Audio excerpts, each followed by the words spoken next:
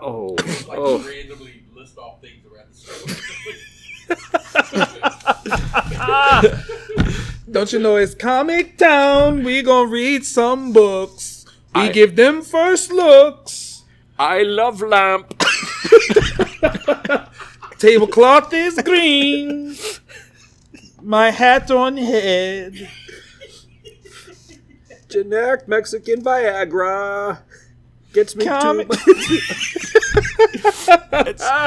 Oh my god. It would probably get views. That's the worst It part. would. That's Thankfully, I was rolling for all of that. Were you really? Were you? Terrible. We had B-roll for the first time in a long time. I'm gonna read AfterShock Comics and Valiant 2. Boom Studios. IDW.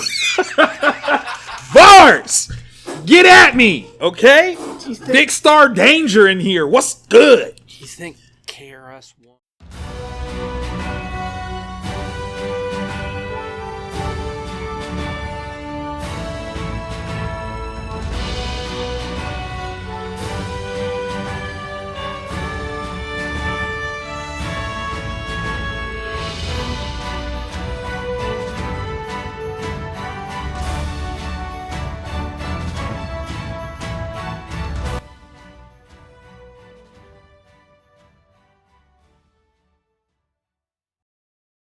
Hello and welcome to a brand new episode of Black, White, and Red All Over. I'm Victor Dandridge, the hardest working man in comics. I was like, You're gonna say it like, and I'm an island boy. I know you're gonna say it. I'm Ryan Boy. I'm Ryan Boy. There we go. That's my contribution. Comic Town.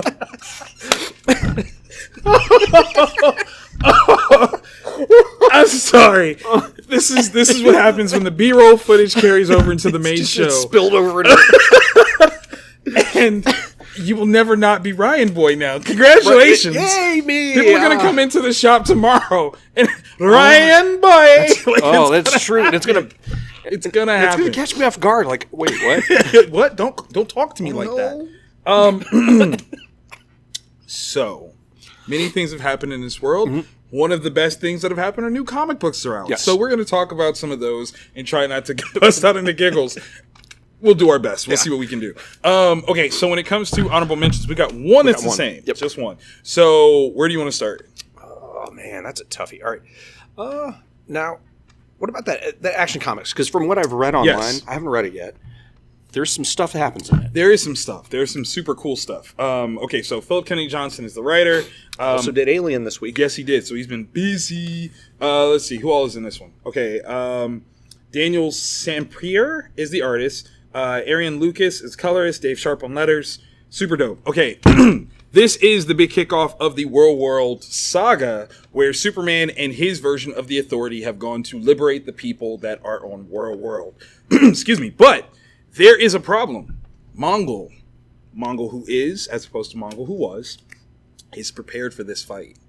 And he is... That's a thing. He is ready. Like, this is not something small. I think it's really interesting, and I just saw a possible spoiler coming up for, like, 2022, that this is all going to lead into a huge anniversary event for Superman. I've heard the same thing. Did you? Yeah. That excites me. Yeah. And then makes me feel really old at the same time. Because that's literally the series that got me into comics. Yeah. So for that to hit, it's tricentennial? No, not centennial. Tricennial? I don't know what that... Quinceañera? Oh my God, that's only 15. That's so terrible. But Quinceañera twice. Boom! 30 years, we might see this particular thing. And if you know what we're talking about, you know what we're talking about. But I think this might be a lead into that, which... It makes sense. I appreciate the scale, right? Like, it's not just some unstoppable thing coming to Earth just punching. Yeah. There's some story involved. I appreciate that. Very much so. Yeah. All right, so this is... Yeah, where are you going? All right, I'm going to do Venom first. Okay.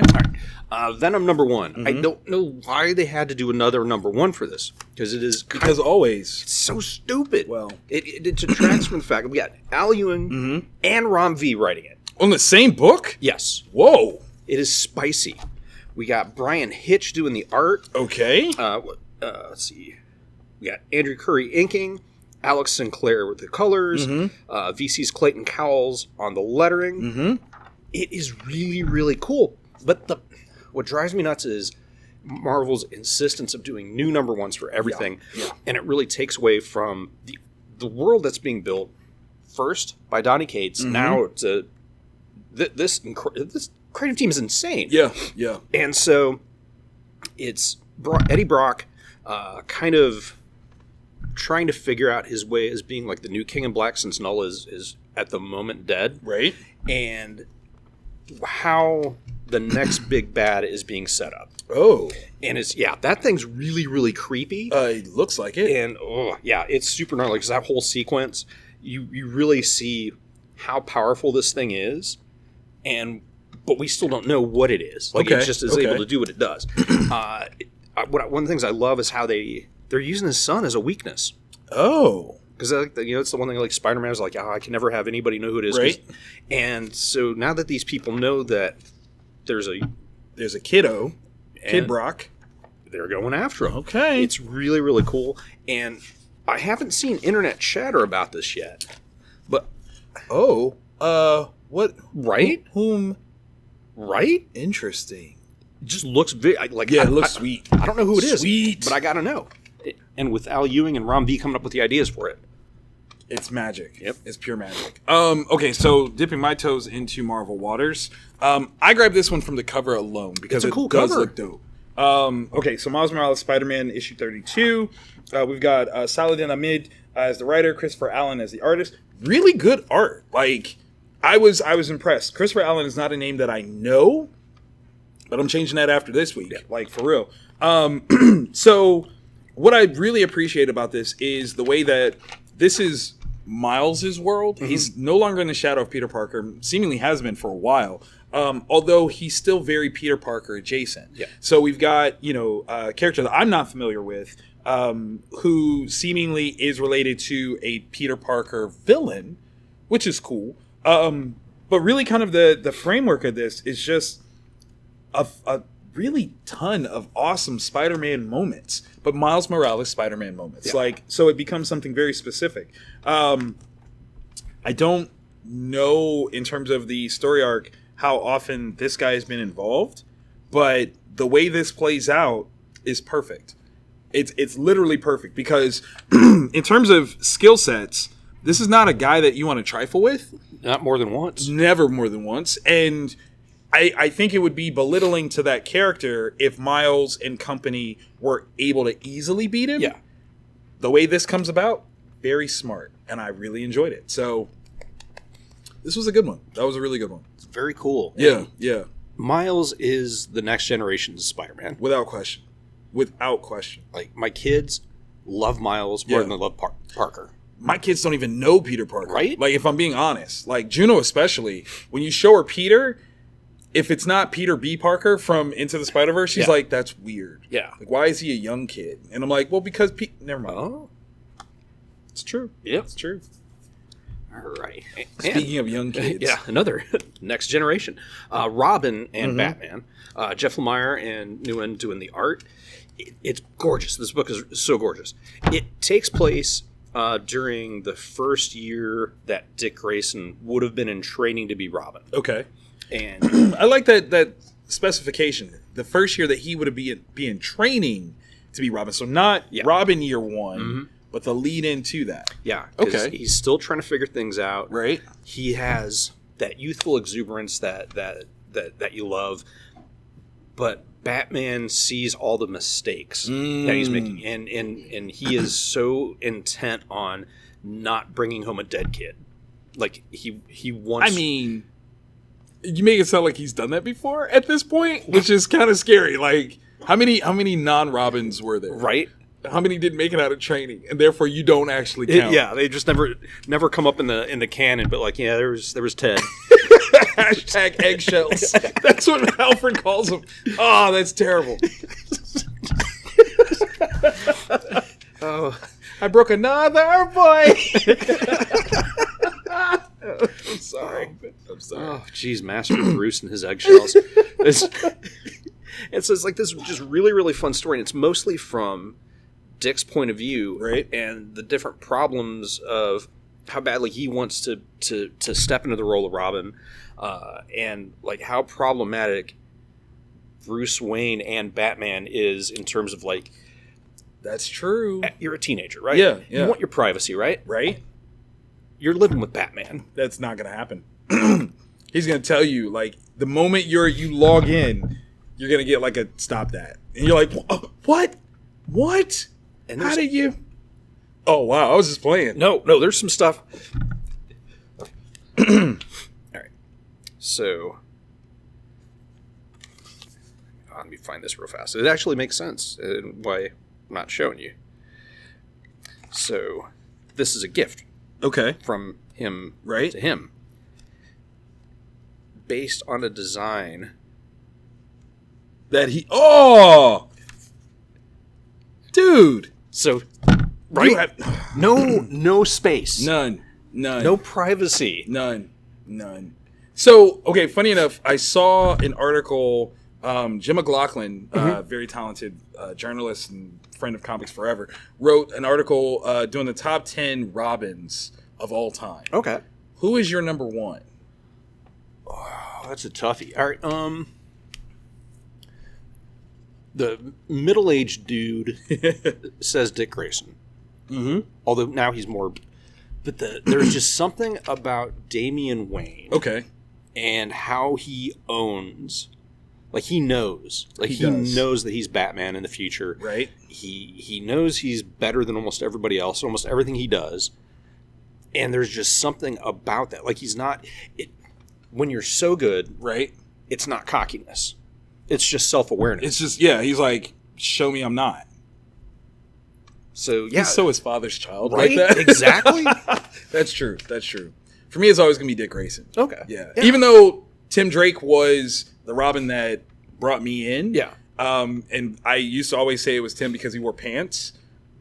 I put a lot of appreciation. Yeah, there's on something pants about Robins. the Speedo. Like, It's a little weird, man. It's a little weird. It might also be why I didn't like Cyborg for the longest time because his thighs were out, and I felt uncomfortable. It just made me if you have access to that kind of technology, why not make pants? pants, man. Just pants, like just a little bit. But Dick Grayson definitely tip top for me. So I love that.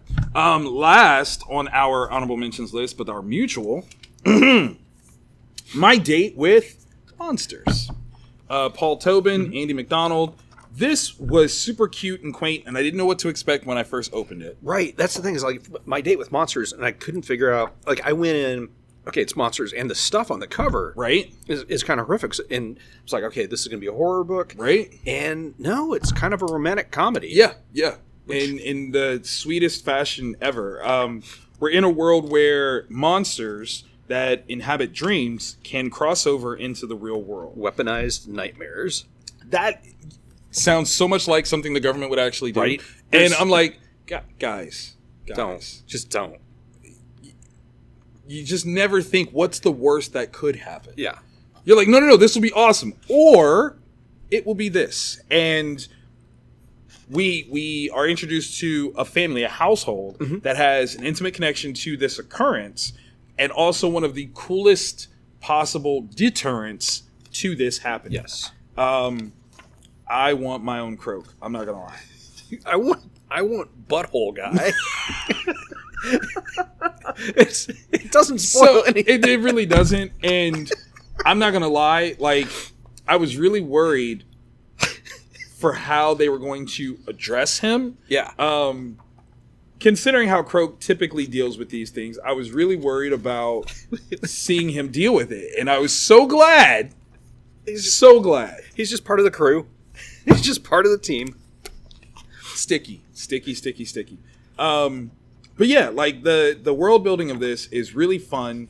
This is a full-on complete first issue. Like you get a lot of information here, and for $5, right? Like that's a huge amount of content, context, all that goodness that you get with this right away. And I think that that's probably one of my favorite parts about what this first issue really kicks off. Because I mean we're getting multiple characters, we're getting governmental influence, we're getting all kinds of stuff. And it's all set up so seamlessly. Yeah. Like, that's the thing is this one character, like, we get his entire background, but it isn't like spoon-fed to us. No. It's just rapid fire. We put everything together. I totally see how those two aren't going to fit together, And yet, but will. I kind of want them to. Yeah. I really do. Because of kittens. Because of the kittens. You read it, you'll understand. Yeah. So, okay. If you were on Beholder, what is one thing that you would add to your profile to try to get, the maximum showcase of your rugged potential? Oh, wow. Yeah, that's right. That's tough. Yeah. Probably, I know all the words to A Kiss from a Rose and will use them seductively. Well played. Well played. Yeah. I like that. I like that. And it's a lie. Well, now you just killed the magic. Oh, man. Ryan boy. I would say that I have a ring from each of the Lantern Corps and fingers to put them on. That's an innuendo. Somebody's in. I don't know. Yours, mine. Who knows? Who knows? Beholder. Eye of. That's where the beauty is. All right, so going to the acrylic, these are our top picks for the week, Yes. and this was some really tough decisions, actually. Yeah. Like we vacillated back and forth on a couple of these things. But we've got two that are the same. Yes. One that's different. Where do you want to go? All right. I, for the second time this book has come out, have not read it right away. Batman, the Impostor, #2. Oh my God! Batman the Impostor, book 2. Madsen Tomlin, Andrea Sorrento, Jordi Belair. Okay. It's sort of an early form, piece. It's Batman. He's been around for a while. Gordon's been run out of Gotham for his association with Batman, but things are still, kind of loosey-goosey because Leslie Thompson is just now finding out who Batman is. So we've got this understanding that he's been around for a minute, but not long enough that Leslie knows exactly who he is. She's just now learning they have this agreement, and suddenly when they make this agreement of how he's going to come in, check in with her to make sure everything's, right in his head, someone allegedly is pretending to be Batman, killing bad guys. That is such a clever idea. Right? Like, it's so perfect. So now the Gotham PD is after him. There's all kinds of things that are breaking down, and this becomes a very smart showcase on all levels of people within the sphere of Batman's world. Not just Bruce Wayne, not just Batman, but the Gotham GCPD, Leslie Thompson herself, all these different people you see are connected in some amazing ways, and it gets dirty in Gotham, and it's beautiful. Literally beautiful. And it's Black Label, so they can just do whatever they want. And they kind of do. Oh, it's so cool. It's beautiful. It's literally beautiful. So, yeah. There's a scene where Batman needs to get some information, and the person that he needs to get information from is in the custody of some people that he doesn't really want to have an interaction with. Okay. But he has an interaction anyway. And, ooh, the things that Batman will do to get his information, ooh, I like it. I like it a lot. How am I supposed to resist a book Yeah. titled Provenance of Secrets Right? and a picture of a disturbing person wearing yellow? Yeah. Yeah.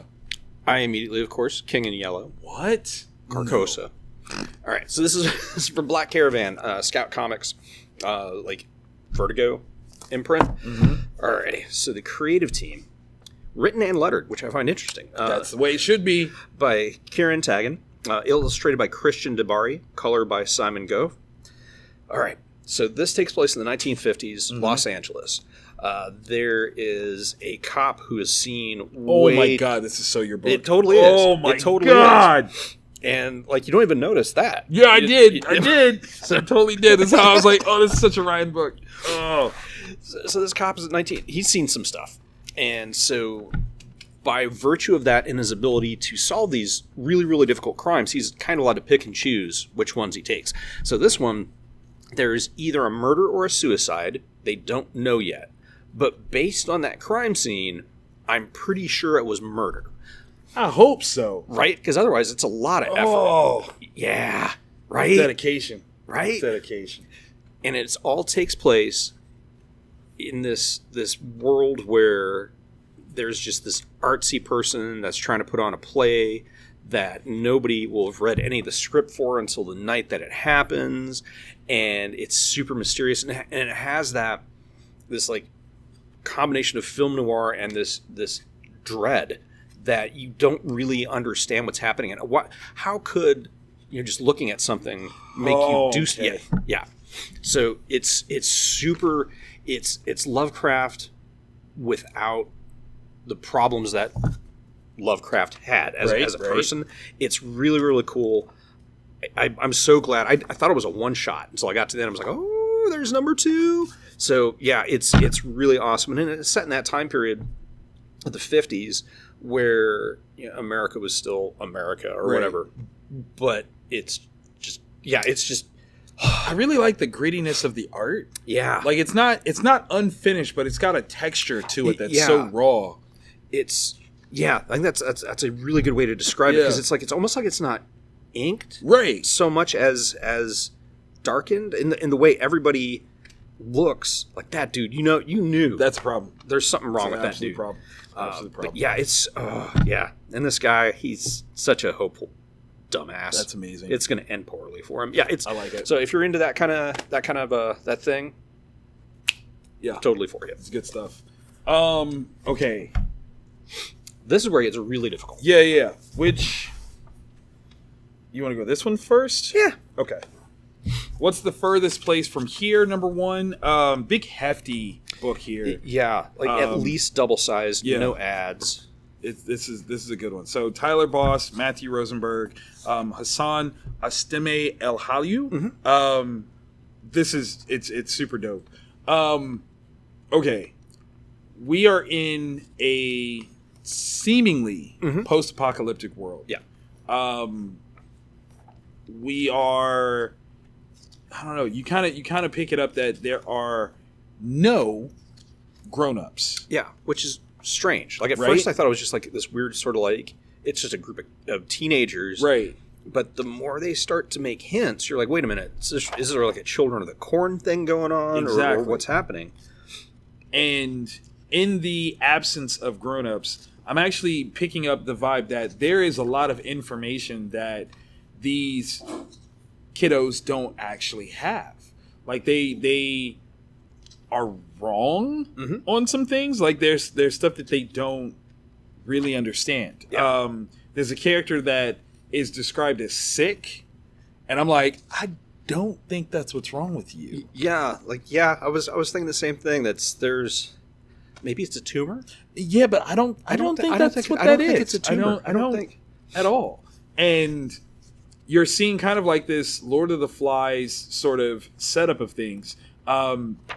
Everything is broken down by neighborhood, families within neighborhoods. So you got like this mafia style gang culture, which is kind of crazy. Because we've only seen 2 so far, Right. But they're really, really the stylization of them is amazing. Like the people that we think are the good guys, Right. have kind of like a high fidelity, like the movie High Fidelity sort of thing going on, and then the mafia ones, the masks, and they're all dressed pretty well. They really are, and it's creepy but funny at the same time, which is that's a masterstroke if you ask me. But yeah, like just there's a ton of mystery built into this, which is so very fun, because this world we're still not sure of all the parts and pieces of it. So what they're building is kind of amazing, and I really, really enjoy it. It's rated teen plus, which I would say. Yeah, I would definitely say it's accurate. But again, $5 for a double size issue. Yeah, you're getting some really good, like, it's a lot of good story right here. It's chaptered too. Let me just throw that out there. 8 chapters, which is one book. Yeah, which is really cool because it's not necessarily breaks in the story, and it's I don't know. It adds a little punctuation. To each of the movements. It's really, really cool, and it's I'm trying to think. Cause it's these families. There's no grown-ups. a grown-up is found, Right. which causes this chain reaction where various like trusts and peace accords are broken. And now they got to figure out what's going to happen. Yep. And a little bit of Warriors, a little bit of Umbrella Academy. I do like that. Yeah, it's really, really cool. And there's this mythical city that they keep referencing. Right. Is it real? Is it not? Like, what is it? And the thing that I do have to impress upon you is that literally this entire book is dedicated to this story. Yeah.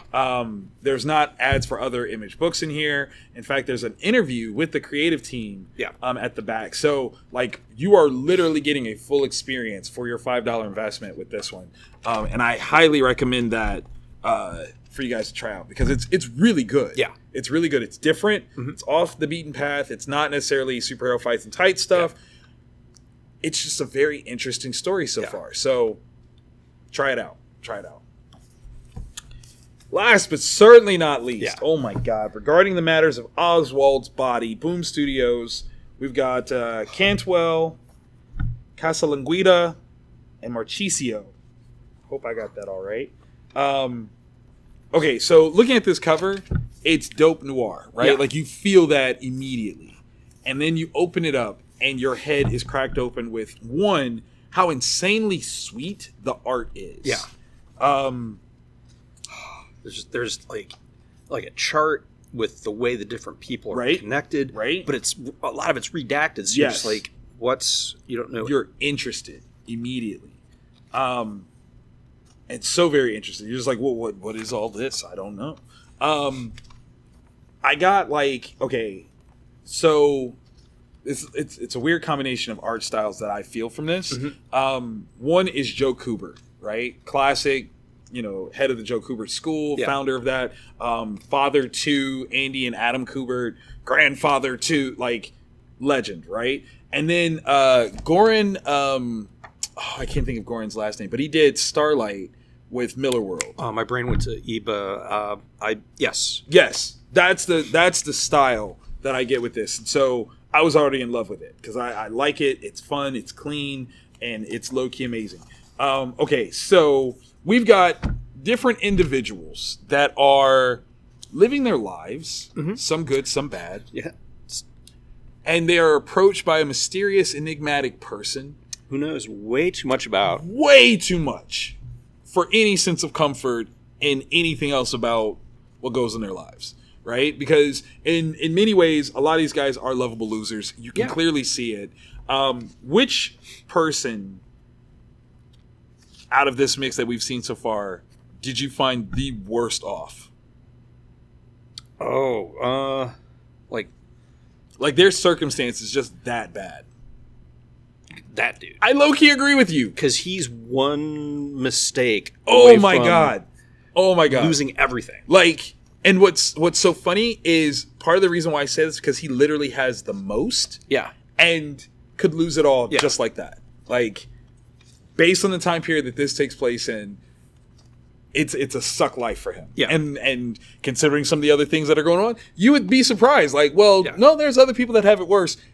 But they don't lose as much as he does. Yeah. Like, some of them are already at the bottom, right?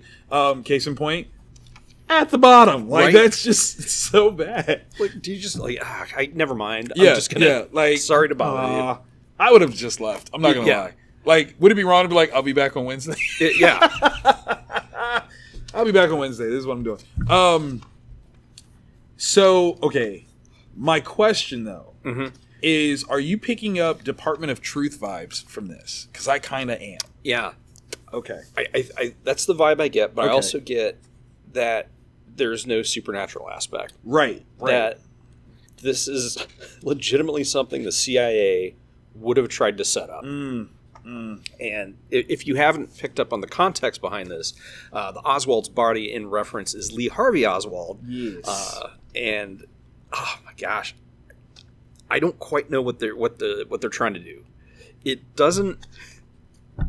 I see many of these people dying by the end of this miniseries. Yeah. But I think some of them are lucky they didn't die in this issue. If I'm being honest. Geez, yeah. It's got this political vibe to it, like very conspiratorial. Yeah, A little bit of 100 bullets. I was just about to say that. Oh my god. Yeah. Because each of these people is at a low point, and they're given an opportunity to be what they want to be. Yes. And in some of their cases, that is some of the most liberating things possible. Yeah. Like, it's a great change. And what are you willing to do to truly be yourself? Yeah. That's the question. And they're pushing all in without knowing what the actual ask is. I mean, but truth be told, if a guy like Frank showed up and wielded the information that he has, you kind of have to go all in because it's safer for you. Yeah. If he can know this about you, what can he do to execute upon that knowledge? I mean, it means he can find you anywhere. Yeah. You know, the specificity of the first guy that he approaches. Yeah. Throwing out numbers like that, I was like, yeah, you have to say yeah. Was he there? Hey.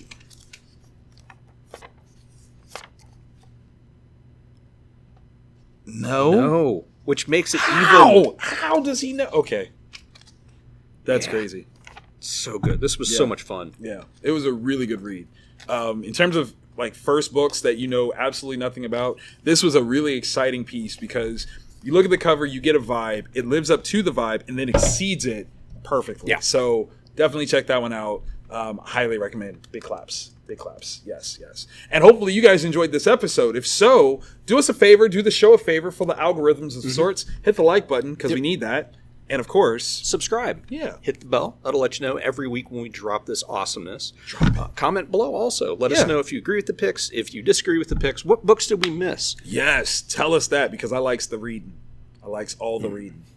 And I wants to read it to you, for you, with you. Like an island boy. God, that's real life. It is. Millions of people have viewed that. I hope millions of people view this. How about that? Because I got a Ryan boy. And we're at Comic Town. I love lamp. The floor is down. Oh. Listen, I've been a pretty good dad. I will immediately be a deadbeat on this one. Trust. I didn't. Okay. See, nope.